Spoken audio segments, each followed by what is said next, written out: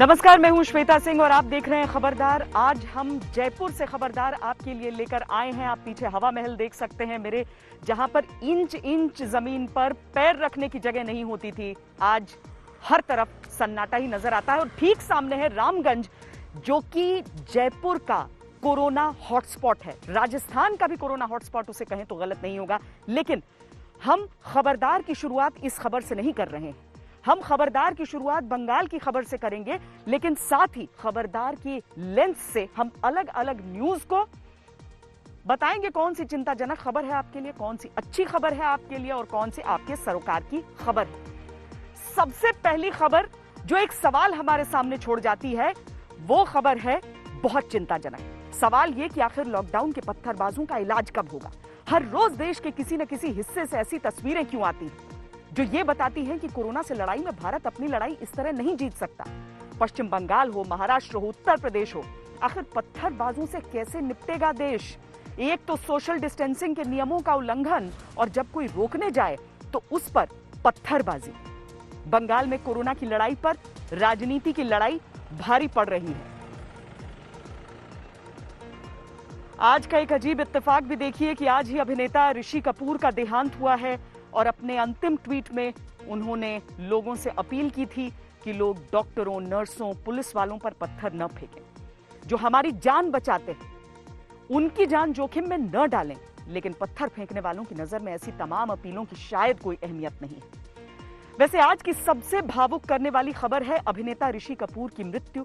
कल अभिनेता इरफान खान का निधन हुआ था। आज ऋषि कपूर ने अंतिम सांसें ली। उन्हें 2 साल से ब्लड कैंसर था। अपनी जिंदगी के आखिरी दिन तक वो पूरी जिंदा दिली से अपना जीवन जीते रहे। ब्लड कैंसर के बावजूद परिवार, दोस्त, फिल्में और खाना उनके फोकस में था। आखिर तक वो मेडिकल स्टाफ और डॉक्टरों को हंसाते रहे। यूं तो ऋषि कपूर के करोड़ों फैंस थे, लेकिन त्रासदी देखिए कि उनके अंतिम संस्कार में लॉकडाउन के कारण पंडित सहित कुल 24 लोग ही आए। आज उनकी आत्मकथा के कुछ पन्ने हम आपके साथ शेयर करेंगे। इसके साथ ही उस खबर की भी बात करेंगे जिस पर सबकी नजर है, यानी 3 मई के बाद क्या होने वाला है। क्या लॉकडाउन के आगे एक और लॉकडाउन होगा? क्या प्रवासी मजदूरों के धैर्य और मजबूरी का कोई अच्छा फल उन्हें मिलेगा? फंसे हुए लोगों की घर वापसी कैसे होगी? क्योंकि गृह मंत्रालय की गाइडलाइन के बाद लाखों लोगों ने घर वापसी के लिए अपना रजिस्ट्रेशन करवाना शुरू कर दिया है।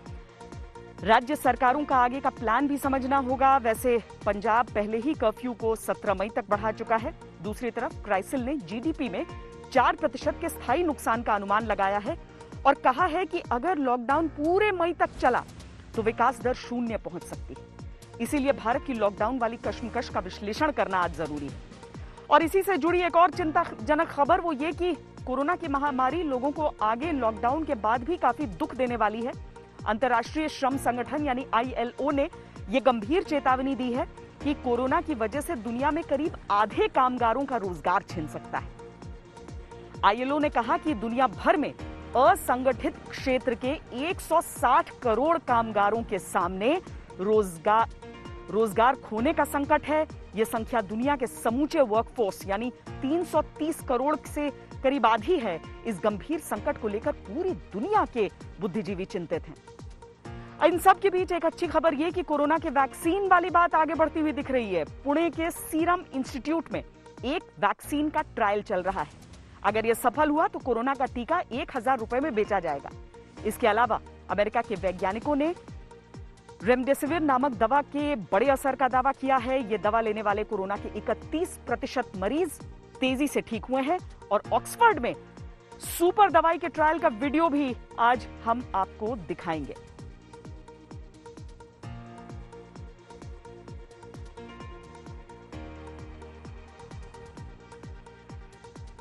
लेकिन सबसे पहले हम आपको बंगाल की खबर दिखाते हैं। बंगाल के हावड़ा में आज से 2 दिनों पहले पुलिस पर पत्थरबाजी की गई थी।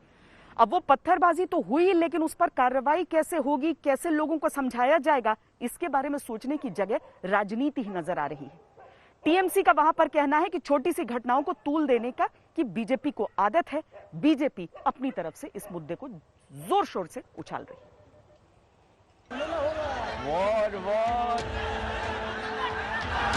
तारीख 28 अप्रैल, जगह बंगाल के हावड़ा का टिकियापाड़ा और पत्थरबाजों के निशाने पर पुलिस।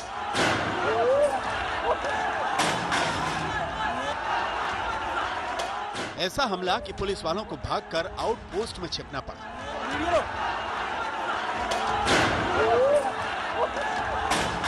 पुलिस पर इतनी भयंकर पत्थरबाजी, हालात ये हुए कि रैपिड एक्शन फोर्स बुलाई गई।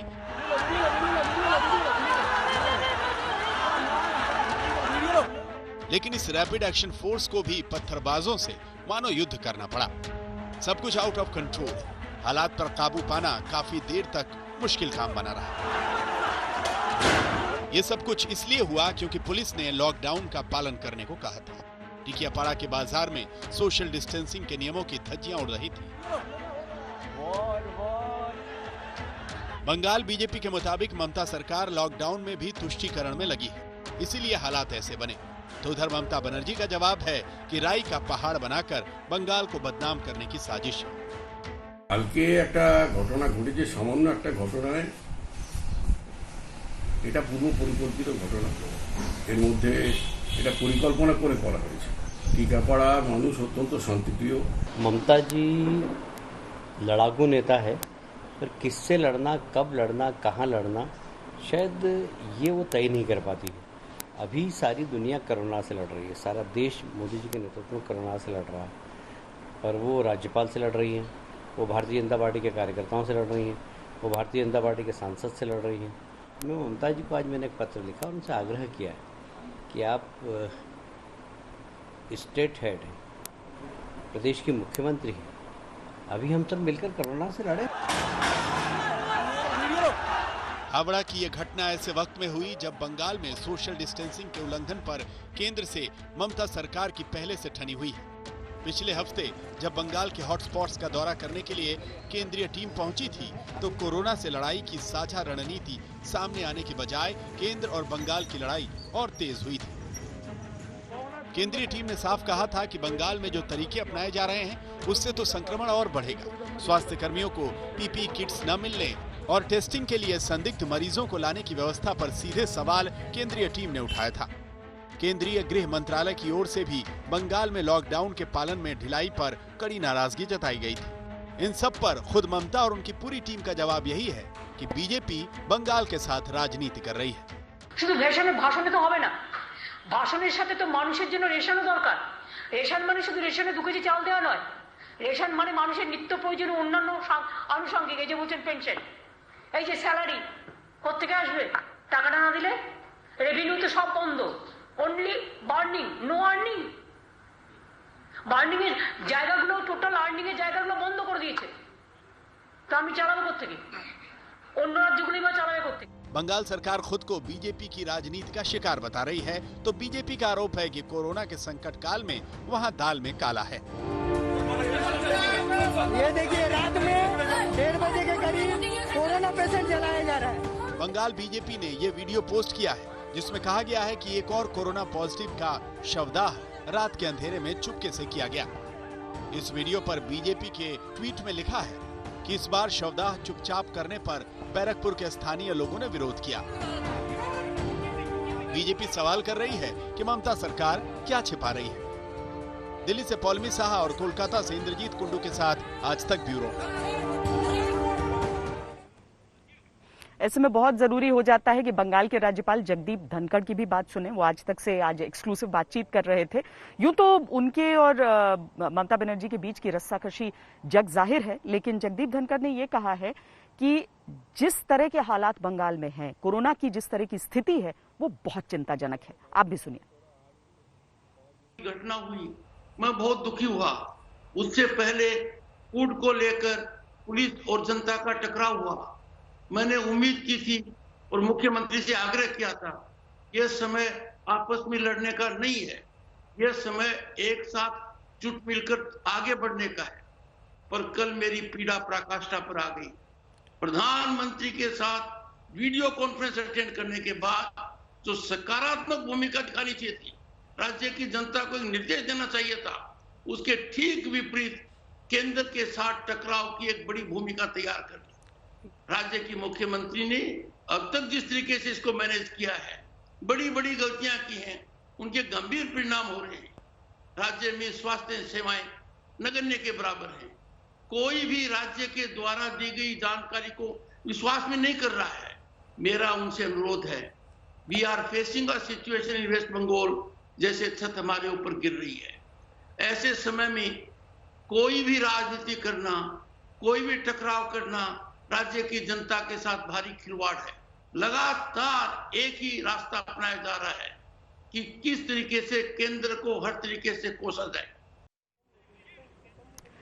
तो देखिए, बंगाल में जिस तरीके से वहां पर हावड़ा में पुलिस पर पत्थरबाजी की गई है, उसकी निंदा सबको करनी चाहिए। अब उसमें राजनीति क्या रुख लेती है ये अलग बात है, लेकिन कोरोना के काल में क्या उन कर्मवीरों से इस तरह का व्यवहार किया जा सकता है जो सिर्फ आपसे ये कह रहे हैं कि आप घरों में रहिए? डॉक्टर हों, पुलिस वाले हों, कोई भी हो, उनके खिलाफ अगर इस तरह की तस्वीरें सामने आती हैं तो वाकई ये हम सब के लिए बहुत चिंताजनक हो जाती हैं। बुधवार को यूपी के कानपुर में चमनगंज में पुलिस पर पथराव हुआ था। पुलिस और स्वास्थ्यकर्मी हॉटस्पॉट घोषित किए गए गुलाब घोसी मस्जिद के पास के इलाके में कोरोना पॉजिटिव आए व्यक्ति के घर वालों की जांच के लिए पहुंचे थे। इस घटना के बाद यूपी सरकार को कहना पड़ा कि हम महामारी कानून में बदलाव करेंगे और ऐसे हमलों पर 5 साल की कैद का प्रावधान होगा। 27 अप्रैल को पुलिस पर हमला महाराष्ट्र के औरंगाबाद में भी हुआ। सामूहिक नमाज से रोकने पर पुलिस निशाने पर आई थी, उस पर जमकर पथराव किए गए थे। तो राजस्थान के जोधपुर में बुधवार को सोशल डिस्टेंसिंग को तोड़कर नमाज पढ़ने वालों से पुलिस को बहुत मशक्कत करनी पड़ी उन्हें समझाने में। और जोधपुर की एक फैक्ट्री के हॉल में लोग एक साथ भीड़ लगाकर नमाज पढ़ रहे थे, वहां पर भी पुलिस को कार्रवाई करनी पड़ी थी।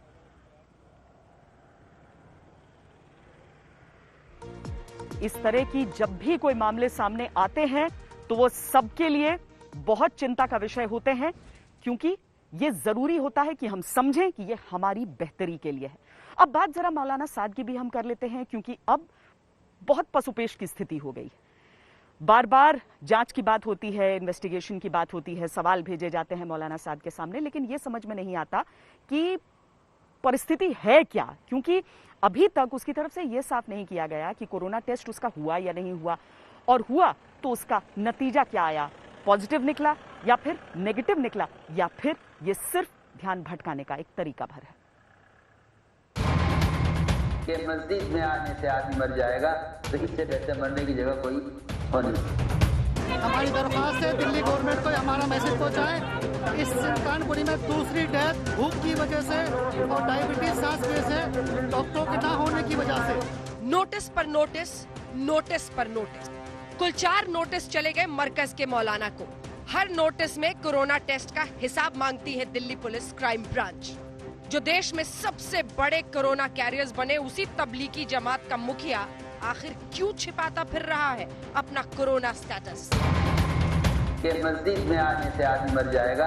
हजारों को अपनी तकरीरों से तंग दिल सोच के पाताल में धकेलने वाला फतवा एक्सपर्ट मौलाना साद एक ऐसा भगोड़ा है जो इंटरव्यू में तो कहता है कि वो पुलिस से भाग नहीं रहा, लेकिन सच्चाई ये है कि कोरोना टेस्ट का इस्तेमाल कर मौलाना साद पुलिस से भागता ही फिर रहा है। एक बार फिर, चौथी बार फिर से खुल गई मौलाना के झूठ की पोल। सबसे पहले मौलाना साद का झूठ नंबर 1। कहा था साद ने आज तक से इंटरव्यू में कि वो पुलिस से नहीं भाग रहा, उसने कोरोना जांच करा ली है। आप कहाँ हैं? एजेंसियां जानती हैं मैं कहाँ हूँ। क्या आपने कोरोना जांच कराई? क्राइम ब्रांच ने कहा तो मैंने कोरोना जांच कराई। 6 दिन बीत गए तो रिपोर्ट कहाँ है मौलाना साद? क्यों चौथा नोटिस देने की नौबत आई? सच्चाई ये है कि दीन ईमान की दुहाई देने वाला मौलाना साद एक भगोड़ा है जो कोरोना संकट में टेस्ट रिपोर्ट क्राइम ब्रांच को नहीं देकर सिर्फ भागते फिरने की जुगत में जुटा है। अब देखिए साद का झूठ नंबर 2। आपने आत्महत्या के लिए उकसाया। मैंने ऐसा कुछ नहीं किया जिसकी वजह से मुझ पर केस दर्ज हो। लॉकडाउन में आपने तबलीगी का कार्यक्रम क्यों किया? हमने लॉकडाउन से पहले सभी कार्यक्रम निलंबित कर दिए थे। अगर साद ने कार्यक्रम स्थगित कर दिया था तो 2000 से ज्यादा जमातियों को क्यों इकट्ठा होने दिया मरकज में? क्यों पुलिस को अपनी जान जोखिम में डालकर मरकज से जमातियों का रेस्क्यू ऑपरेशन करना पड़ा? क्यों देश में कोरोना के 30% मामले जमातियों की वजह से हुए और क्यों जमाती देश में सबसे बड़े कोरोना कैरियर्स बने? निजामुद्दीन मरकज में शामिल जिन जमातियों की मौत हुई उसका जिम्मेदार कौन है? कि मस्जिद में आने से आदमी मर जाएगा तो इससे बेहतर मरने की जगह कोई होनी। लॉकडाउन में मस्जिदों को गुलजार करने वाला ये ऑडियो मौलाना साद के गुनाह की पोल खोलता रहेगा। मौलाना साद ने जब मस्जिदों में लोगों को जाने से रोकने को साजिश बताया, तब वो अच्छी तरह से जानता था कि वो सरकारी फरमान के खिलाफ लोगों को भड़का रहा है। अगर तुम्हें तुम्हारे तजर्बे में ये नजर भी आ जाए कि मस्जिद में आने से आदमी मर जाएगा, तो इससे बेहतर मरने की जगह कोई हो नहीं सकती। गैर इरादतन हत्या की धारा लगने और हवाला लेन देन पर ईडी का शिकंजा कसने के बाद भी पुलिस की आंखों में धूल ही झोंक रहा है मौलाना साद। सवाल ये है कि अब तक साद ने अपनी कोरोना टेस्ट की रिपोर्ट क्राइम ब्रांच को क्यों नहीं सौंपी। साफ है, कोरोना के बहाने जांच से बचने की कोशिश में लगा है साद। इससे पहले क्राइम ब्रांच ने साद के फार्म हाउस सहित कई ठिकानों पर भी छापा मारा था, लेकिन कुछ मोबाइल और दस्तावेजों के अलावा कुछ नहीं मिला। जांच एजेंसियां मौलाना साद का मेवात कनेक्शन भी खंगाल रही हैं। मेवात के नूह जिले में साद के 2 करीबियों पर क्राइम ब्रांच की नजर है। ईडी भी इनसे विदेशों में मरकज की मोटी फंडिंग मामले में पूछताछ कर सकती है। इधर मरकज की जांच में शामिल एक और कांस्टेबल जो जांच के लिए निजामुद्दीन मरकज गया था, 2 दिन पहले कोरोना पॉजिटिव पाया गया। इसके बाद टीम के 15 लोगों को क्वारंटीन में भेज दिया गया है। खतरा देखते हुए मरकज की जांच में जुटी टीम के सदस्यों को अब होटल में ठहरने के लिए कहा गया है। साथ ही सूत्रों के मुताबिक मौलाना साद अब भी जाकिर नगर वेस्ट में ही छिपा है और ये इलाका हॉटस्पॉट जोन में है। इसी की आड़ में मौलाना साद पुलिस से छिपता फिर रहा है। आज तक ब्यूरो। अब जरा हम लॉकडाउन की बात करते हैं और लॉकडाउन के दौरान भारत के सबसे ताजा पशुपेश की बात करते हैं, क्योंकि 3 मई को लॉकडाउन 2.0 संपूर्ण हो जाएगा। लेकिन उसके बाद क्या होने वाला है, इसको बहुत दिलचस्प बना दिया है गृह मंत्रालय के उन दिशा निर्देशों ने, जिनके तहत ये बताया गया है कि जो अलग अलग राज्यों के मजदूर, सैलानी, स्टूडेंट्स, ये सारे दूसरे राज्यों में फंसे हैं, वो कैसे वापस लाए जा सकते हैं। सवाल लेकिन यह है कि 3 मई को लॉकडाउन अगर खत्म होना होता तो चंद दिनों पहले फंसे लोगों को घर पहुंचाने की योजना क्यों बनती। हालांकि अन्य राज्यों में फंसे लोगों पर गृह मंत्रालय की गाइडलाइन के बाद मंत्रालय की ओर से यह भी कहा गया था कि 4 मई से कई जिलों में बड़ी छूट दी जाएगी। इस बीच अपने अपने घर जाने की राह देख रहे लोगों पर केंद्रीय गृह मंत्रालय के प्लान के बाद राज्यों ने आज अपनी अपनी तैयारियां शुरू कर दी हैं। सबसे बड़ी चुनौती बिहार की है, क्योंकि बिहार के मजदूर पूरे देश में फैले हैं, उनकी तादाद भी सबसे अधिक है। बहरहाल इस काम के लिए गृह मंत्रालय की गाइडलाइंस के अनुसार बिहार सरकार ने आपदा प्रबंधन के प्रधान सचिव अमृत प्रत्यय को नोडल ऑफिसर बनाया है। लेकिन बिहार की चुनौती कितनी बड़ी है, इसका अंदाजा इस बात से लगाइए कि 29 अप्रैल तक बिहार सरकार की हेल्पलाइन पर रेस्क्यू के लिए 27,28,000 फोन कॉल्स आए। बिहार सरकार हर एक मदद मांगने वाले को उनके आधार नंबर से मिलान कराने के बाद 1,000 रुपए दे रही है। 17 लाख लोगों को मदद की ये राशि मिली है। 3 मई तक बिहार की हेल्पलाइन पर मदद मांगने वालों की तादाद 32 लाख हो सकती है, जिसमें छात्र और अन्य यात्री शामिल नहीं हैं। अगर इन 32 लाख लोगों में आधे भी बिहार जाना चाहेंगे तो उन्हें 14 दिनों तक क्वारंटीन रखना बड़ी चुनौती से कम नहीं होगा। बिहार के फंसे मजदूरों को उनके घरों तक पहुंचाने का प्लान अन्य राज्यों को भी परेशान कर रहा है। पंजाब और केरल ने तो केंद्र को चिट्ठी लिखकर मजदूरों के लिए स्पेशल ट्रेन चलाने की मांग की है। स्पेशल ट्रेन के लिए पंजाब के मुख्यमंत्री अमरिंदर सिंह ने प्रधानमंत्री नरेंद्र मोदी को चिट्ठी लिखी है। चिट्ठी में उन्होंने लिखा है कि करीब 10 लाख मजदूरों को उनके घर भेजना होगा। पंजाब के अनुसार करीब 70% मजदूर बिहार के हैं। उधर केरल के मुख्य सचिव ने केंद्रीय गृह सचिव को चिट्ठी लिखी है। केरल का कहना है कि दूरी की वजह से केरल में मौजूद प्रवासी मजदूरों को सड़क के रास्ते भेजना संभव नहीं है। केरल के अनुसार उनके राज्य में 20,826 कैंप्स में 3,60,000 मजदूर हैं, जिनमें अधिकतर बिहार, बंगाल और पूर्वोत्तर के हैं। यहां ये हम आपको बता दें कि कल जब गृह मंत्रालय ने अपना प्लान दिया था तो उसमें साफ तौर पर बसों में फंसे लोगों को उनके घर पहुंचाने की बात की गई थी।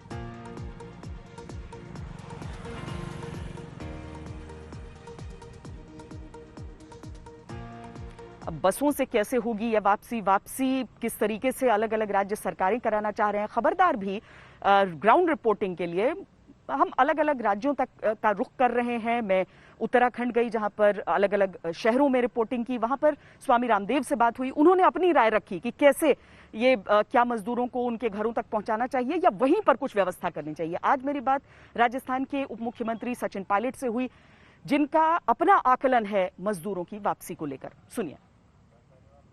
बिल्कुल, हर व्यक्ति एक समय के बाद अपने घर जाना चाहता है, स्वाभाविक है।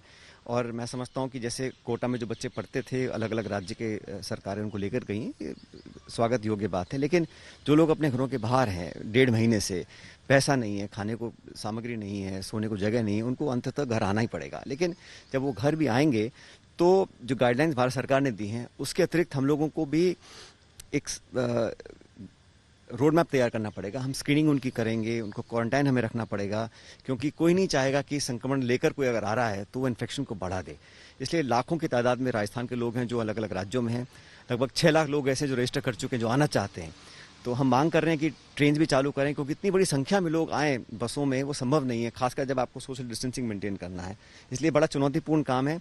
धीरे धीरे हम इसको पूरा करेंगे और हमारी कोशिश है कि कोई भी व्यक्ति जो आना चाहता है वो आने से वंचित ना रहे। जहां पर कोई भी हॉटस्पॉट नहीं है, कोई किसी भी तरह की इस महामारी का संक्रमण का कोई खतरा नहीं है, उन जिलों में उनकी सीमाओं को सील करके इकोनॉमिक एक्टिविटीज चालू करनी चाहिए और वहां से एक भी मजदूर को बाहर नहीं निकालना चाहिए। और मजदूरों को भी, श्रमिकों को भी इस बात के लिए थोड़ा धीरज रखना चाहिए कि आखिर अब तो घर चले जाओगे, फिर वहां पर घर जाकर के क्या होगा। क्योंकि एक बार चीजों के हिलने के बाद में दोबारा जहां काम कर रहे थे उनका भरोसा पैदा होने में कि भाई ये तो जब संकट आए तो छोड़ के भाग गया। तो क्योंकि मैं इस चीज को देख रहा हूं बहुत सी जगह पर, एक बार फिर उनको अपने काम से हटने पर वापस उस काम में लगाने में और उस काम की रफ्तार आने में, जो चीज़ों के नॉर्मलाइज होने में बहुत वक्त लग जाता है। इसलिए मुख्यमंत्रियों को आपस में कोऑर्डिनेशन करना चाहिए, आपस में जिलाधिकारियों को कोऑर्डिनेशन करना चाहिए। जिस जिले के मजदूर जिस जिले में फंसे हुए हैं, उस जिले का जिलाधिकारी दूसरे जिलाधिकारी से बातचीत करके भाई आपने यहाँ इकोनॉमिक एक्टिविटीज आप शुरू करवाओ। जो लोग थे वहाँ कोई रोटी खाने के लिए थोड़ी गए थे, कोई भंडारा खाने थोड़ी गए थे, कोई तीर्थ यात्रा के लिए थोड़ी गए थे, कोई पिकनिक के लिए नहीं गए। तो उनको इकोनॉमिक एक्टिविटीज चालू होंगी तो और ज़्यादा लोगों की बल्कि जरूरत पड़ेगी। तो ये मजदूरों में जो आपाधापी लगी हुई और सरकारों में भी एक होड़ से लगी हुई है कि हमने अपने मजदूर वहां से इतने निकाल दिए। अरे निकाल करके आपके पास रोजगार देने की क्या व्यवस्था है? अलग अलग सरकारों को तय करना होगा कि करना कैसे, क्योंकि हर जगह की जरूरतें अलग होती हैं। लेकिन आज मैंने दिल्ली जयपुर हाईवे पर भी ग्राउंड रिपोर्टिंग की है और पाया है कि सिर्फ ये मजदूर नहीं है जो अलग अलग हिस्सों में फंसे हुए हैं, बल्कि जो एसेंशियल कमोडिटी के बगैर यानी कि बाकी चीजों को लेकर ट्रक्स निकले थे, वो ट्रक ड्राइवर भी अलग अलग इलाकों में फंसे हुए हैं। हालांकि केंद्र की तरफ से गाइडलाइंस आए थे कि आपको कुछ कुछ दूरी पे ढाबे हैं वो खोलने हैं, इसके अलावा बाकी हाईवेज पर अलग सूरत दिखी थी। लेकिन इस हाईवे पर मुमकिन है राज्य सरकार की दखल के बाद अलग अलग दूरी पर ढाबे खुले हैं और कम से कम अब इन ट्रक ड्राइवर्स को खाना मिल पा रहा है। लेकिन किस स्थिति में है वो देखिए ये रिपोर्ट।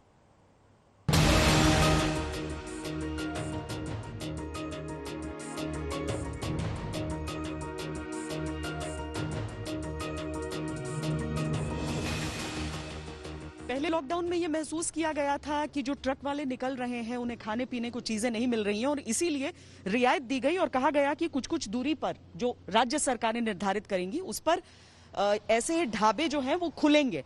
अब यहाँ पर हम बहरोड में जमुना होटल पर हैं, यहाँ पर ढाबा खुला हुआ है। कब से खुला है? यह अभी 20 तारीख बाद। 20 के बाद? हाँ, जब निर्देश आ गए थे उसके बाद? हाँ, उसके बाद। आप लोग ट्रक लेकर निकले हैं, कहाँ से निकले हैं? ये जब से लॉकडाउन हो यही है। यहीं पर है? कैसे चल रहा है आपका काम? अब क्या करें, यही रोटी खाते हैं, यहीं सब पड़े रहते हैं, कोई काम ही नहीं है मार्केट में। अच्छा, आप कहाँ से निकले थे? हम भी यहीं है, लॉकडाउन से यहीं बैठे हैं, होटल पे ही है। और कहाँ जाएंगे तो अब? तो अभी तक कुछ बताया नहीं गया कि आप कहाँ निकलेंगे? कोई वो नहीं हुआ है अभी, कहाँ जाना है, क्या सिस्टम है, कोई नहीं बताया, कुछ भी नहीं पता है। आप लोग सब लेकिन लोकल हैं राजस्थान के? हाँ, यूपी से हूँ। यूपी से हैं? जी जी, रायबरेली से। रायबरेली से हैं। आप राजस्थान से हैं और बाकी लोग आप लोग यहीं के हैं या आप? हाँ, हरियाणा से। हरियाणा से हैं। आपको भी नहीं पता कि अब आगे कहाँ निकलना है तो यहीं पर हैं? यही है 22 तारीख से। लेकिन इसके बीच में बाकी ट्रक भी तो आते जाते हैं, अब तो मूवमेंट शुरू। हाँ, ये खाने पीने की चीज के ट्रक आते जाते रहते हैं। हाँ। उसमें तो कोई प्रॉब्लम नहीं है। आप लोग एसेंशियल वाले में नहीं थे? हाँ, नहीं, एसेंशियल वाले ट्रांसपोर्ट में नहीं है। तो जब यहाँ पर जैसे खाने पीने की व्यवस्था से फायदा हो जाता है, पैकअप कर के दे देते हैं, अपने गाड़ी में बैठ के खा लेते हैं। गाड़ी में बैठ। हाँ। तो यहीं पे जिंदगी आप लोगों की बीत रही है ऐसे ही मुश्किल में? हाँ जी, बहुत औखा है ये। हाँ जी, सरसा से आए हुए हैं। ये अपने बेटे से बात कर रहे हैं? हाँ जी, वीडियो कॉल से बातचीत, यहाँ पे नेटवर्क वगैरह अच्छा है? हाँ जी, बात बहुत तो हो जाती है। कितनी बार बात कर पाते हैं आप बताइए? पहली बार वीडियो कॉल वहां से जवाब चाह रही है। एक आधी बार बात होती है जी दिन में। पहले और दूसरे लॉकडाउन के बीच हाईवे की तस्वीर बदली है। पहिए सड़कों पर लौटे हैं, उनके लिए सड़क किनारे इंतजाम किए गए हैं, लेकिन जिंदगी को अगर पटरी पर लौटना है तो अभी इंतजार करना पड़ेगा। कैमरा पर्सन सैयद मोहसिन के साथ श्वेता सिंह, जयपुर आज तक। यही जिंदगी है। जब से लॉकडाउन में फंसे, पीछे पोते का जन्म हुआ, अब उसे सिर्फ मोबाइल फोन के जरिए देख पा रहे हैं। सबकी अपनी अपनी व्यथाएं हैं, लेकिन इसके बीच एक अच्छी खबर आपको देते हैं जो कोरोना के इलाज से जुड़ी हुई है। अब वैक्सीन को लेकर अलग अलग जगह पूरी दुनिया में ट्रायल हो रहे हैं, भारत में भी ट्रायल हो रहे हैं, लेकिन अच्छी खबर आ रही है पुणे के सीरम इंस्टीट्यूट से, जहां पर एक वैक्सीन को लेकर यह दावा किया जा रहा है कि बहुत जल्दी ये उपलब्ध हो सकता है और इसकी कीमत होगी 1000 रुपए।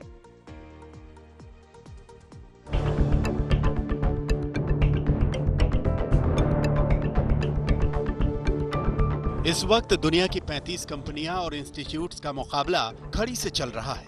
ये रेस है कम से कम समय में कोरोना का इलाज करने वाली दवा बनाने की। ये रेस है कोरोना से संक्रमण को रोकने की। इस रेस में अमेरिका की बायोफार्मा कंपनी जिलिड साइंसेज भी है और इस कंपनी ने रेमडेसिविर दवा को लेकर कई ट्रायल किए हैं, जिसके नतीजों में उम्मीद नजर आती है। मार्च से इस दवा के ट्रायल चल रहे थे।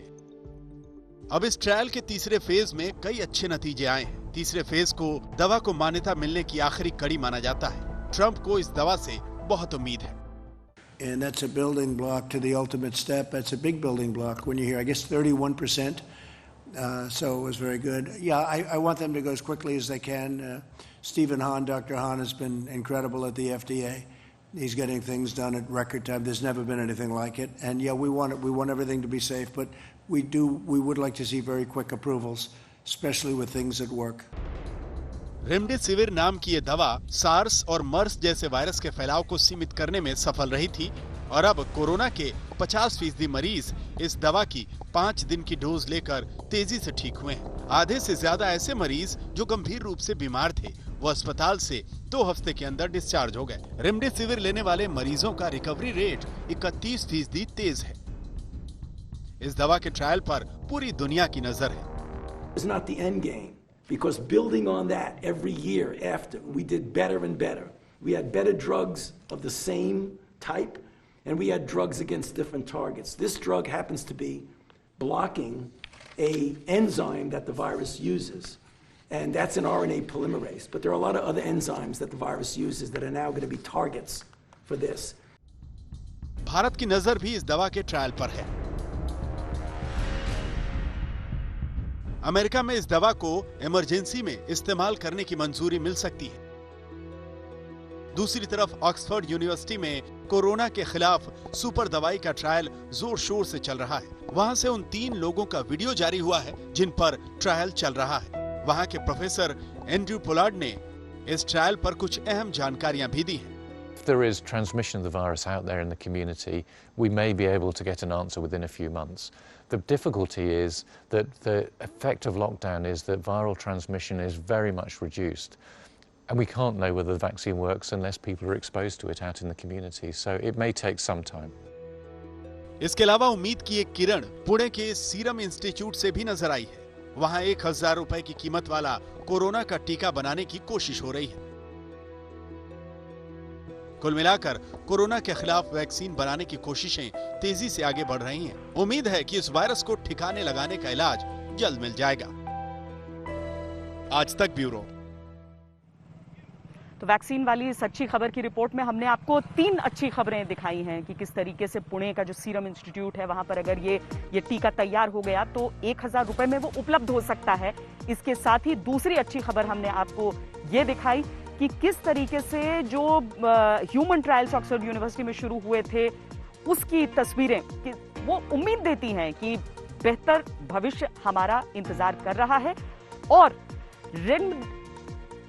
जो एक दवा यानी कि रेमडेसिविर जिसके बड़े असर का दावा किया गया है, ये दवा लेने वाले कोरोना के मरीजों की रिकवरी 31% ज्यादा तेजी से हुई है। तो कोरोना के खिलाफ जो दवाओं वाली ये लड़ाई चल रही है उसमें भी तेजी से बढ़ोतरी हो रही है, उम्मीदों की बढ़ोतरी हो रही है। यानी एक तरफ अच्छी खबरें आती रहती हैं, दूसरी तरफ कुछ बुरी खबरें आती हैं, लेकिन उसी सब में से मिलकर एकजुटता के साथ हमें इस लड़ाई में जीत कर निकलना है। लेकिन अब वो खबर जो 24 घंटे के भीतर 2 बार दर्द दे गया है। पहली खबर कल आई थी जब इरफान खान जो कि इसी जयपुर में पले बढ़े थे उनकी मृत्यु हो गई, और आज ये खबर कि ऋषि कपूर नहीं रहे। एक के बाद एक इस तरह की खबरें जितने भी लोग हैं उन्हें बहुत ज्यादा उदास कर गई हैं। हिंदी सिनेमा के सदाबहार रोमांटिक अभिनेता ऋषि कपूर का आज सुबह 8:45 पर निधन हो गया। ऋषि कपूर का पार्थिव शरीर मुंबई के चंदनवाड़ी शमशान घाट में पंचतत्व में विलीन हुआ। सबसे बड़ा विरोधाभास यह है कि उनके करोड़ों फैंस हैं, लेकिन उनकी अंतिम विदाई में लॉकडाउन के कारण पंडित समेत सिर्फ 24 लोग शामिल हो पाए। बेटी रिद्धिमा दिल्ली से मुंबई नहीं पहुंच पाई। 28 दिन पहले 2 अप्रैल को ऋषि कपूर ने अपना अंतिम ट्वीट किया था और तभी से सोशल मीडिया पर इस चुप्पी को लेकर आशंकाएं चल रही थीं कि क्या सब कुछ ठीक नहीं है। ये चुप्पी आज सुबह स्थायी हो गई जब ऋषि कपूर ने आखिरी सांस ली। उन्हें 2 साल से ब्लड कैंसर था। अपनी जिंदगी के आखिरी दिन तक वो पूरी जिंदा दिली के साथ अपना जीवन जीते रहे। ब्लड कैंसर के बावजूद परिवार, दोस्त, फिल्में, खाना उनके फोकस में था। आखिर तक वो मेडिकल स्टाफ और डॉक्टरों को भी हंसाते रहे। ऋषि कपूर के फिल्मी पहलू तो आपने दिन भर देखे होंगे, लेकिन उनकी जिंदगी के कुछ पहलू देखने के लिए आपको उनकी आत्मकथा के कुछ पन्ने पलटने होंगे। ऋषि कपूर खुद अपनी जिंदगी को लेकर बहुत शुक्रगुजार रहे।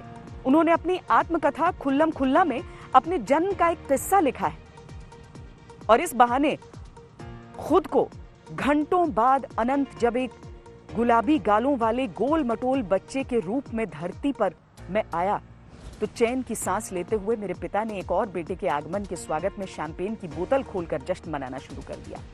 इससे ज्यादा और कौन से शाही स्वागत की मैं कामना कर सकता था। मैं पृथ्वीराज कपूर का पोता, राज कपूर का बेटा, नीतू कपूर का पति, रिद्धिमा और रणबीर कपूर का पिता हूं। मैं ऋषि कपूर हूं। मैं भाग्यवान पैदा हुआ हूं और सदैव भाग्यशाली ही रहा। भाग्य ने आजीवन मेरा साथ दिया।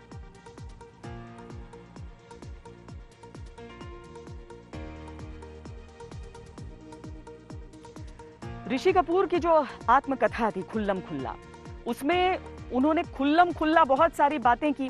जहां जहां पर उनकी अपनी बुराई थी उसे भी कहने में कभी उन्होंने संकोच नहीं किया। ऐसी ऐसी चीजों को स्वीकारा जो आप सोच भी नहीं सकते हैं। उन्होंने बताया कि पहले वो खूब सिगरेट पिया करते थे, लेकिन बेटी रिद्धिमा के एक कमेंट के बाद उन्होंने इसे हमेशा के लिए छोड़ दिया। रिद्धिमा ने अपने पिता से कह दिया कि पापा आपके मुंह से बदबू आती है। अमिताभ बच्चन से अपने संबंधों पर ऋषि कपूर ने लिखा है कि अमिताभ और मेरे संबंधों में तलखी थी। मैं उनके साथ अनकंफर्टेबल महसूस करता था। वो मुझसे 10 साल बड़े थे, लेकिन मैं उन्हें अमित जी की जगह अमिताभ ही बुलाता था। शायद मैं बेवकूफ था। कभी कभी की शूटिंग के वक्त तो न मैं उनसे बात करता था और न ही वो बात करते थे। हालांकि बाद में सब ठीक हो गया और हमारे रिश्ते अच्छे हो गए।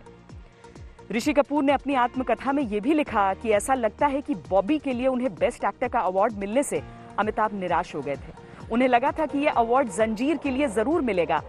दोनों ही फिल्में एक ही साल 1973 में रिलीज हुई थी। ऋषि कपूर ने यह खुलासा किया कि उन्हें यह कहते हुए शर्म आती है कि उन्होंने वो अवार्ड 30,000 रुपए देकर खरीदा था।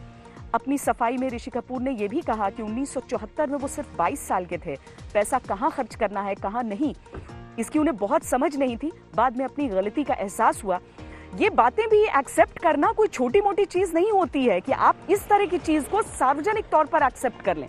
ये बातें उनकी किताब के टाइटल खुल्लम खुल्ला की तरह एकदम बिंदास हैं और इनमें अपनी कमियों को स्वीकार करने के प्रति ईमानदारी दिखती है और इसके साथ अपनी जिंदगी के प्रति एक धन्यवाद का भाव दिखता है।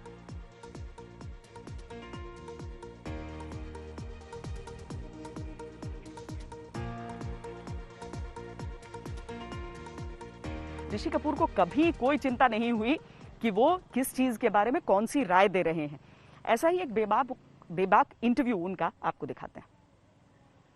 हम देख रहे हैं कि बॉलीवुड एक तरीके से बटा हुआ है इस वक्त। एक तरफ हम शाहरुख खान का, आमिर खान का कैंप देखते हैं जहां पर लोगों को लग रहा है कि इंटॉलरेंस हिंदुस्तान में बहुत तेजी से बढ़ रही है, और दूसरी तरफ कैंप है अक्षय कुमार का, रवीना टंडन का, अनुपम खेर का, जिन्हें लगता है कि ये पूरी बहस ही बेतुकी है। मैं जानना चाहता हूं इन दोनों कैंप्स में ऋषि कपूर कहां खड़े हैं। एक तो मैं जानना चाहता हूं इनटॉलरेंस क्या है और टॉलरेंस क्या है। ये अब ये बातें कुछ ज्यादा हेडलाइंस में आ गई है। पहले ये बातें तो पहले भी होती थी, लेकिन ये मुद्दा इतना इंपॉर्टेंट नहीं था अबाउट इंटॉलरेंस एंड टॉलरेंस। हर शय पे, हर जीवन के हर मोड़ पे, हर जगह कभी कभी कुछ चीजें ऐसी होती हैं जो पर भी people they do not tolerate, sometime they tolerate it. तो अब मुझे ये नहीं पता कि इतना तवज्जो, इतना अटेंशन क्यों दिया जा रहा है इस इंटॉलरेंस और टॉलरेंस पे। क्या आपको लगता है कि बॉलीवुड भी पॉलिटिकल लाइंस पे स्प्लिट हो रहा है? नहीं, मुझे नहीं लगता। हम basically we are non political, we are entertainers. हम तो सिर्फ जानते हैं आपका दिल बहलाने, हम आपका दिमाग घुमाने वाली बातें नहीं जानते। क्योंकि इससे पहले कभी ऐसा हुआ नहीं। अमूमन बॉलीवुड के लोग राजनीति की बातों से दूर रहते हैं। पहली दफा हम लोग देख रहे हैं कि पॉलिटिकल डिबेट में सीधे कूद रहे हैं और अलग अलग खेमों में बट रहे हैं। साहब, ये मेरा पूरा परिवार जो आज क्या पिछले हमारे 103 साल हो गए फिल्म इंडस्ट्री को, हिंदी सिनेमा को हुए, उसमें जो 88 इयर्स का कंट्रीब्यूशन है हमारे कपूर का। हमने तो कभी किसी ने पॉलिटिक्स में कदम नहीं रखा। मुझसे भी तो ये मुझे बताइए क्यों ऐसा? क्योंकि अमिताभ बच्चन पॉलिटिक्स में गए, इतने सारे, और हेमा मालिनी गए, धर्मेंद्र गए, बहुत से लोग। आप में से किसी ने क्यों नहीं सोचा? अब भाई मैं अभिनेता आदमी हूँ, नेता नहीं हूँ साहब। हमारी बुद्धि, हमारी जो सोचने की जो एक तना वो है बहुत छोटी है। हम सिर्फ अपना काम जानते हैं और जो हमारा काम है वो हम काम करते हैं।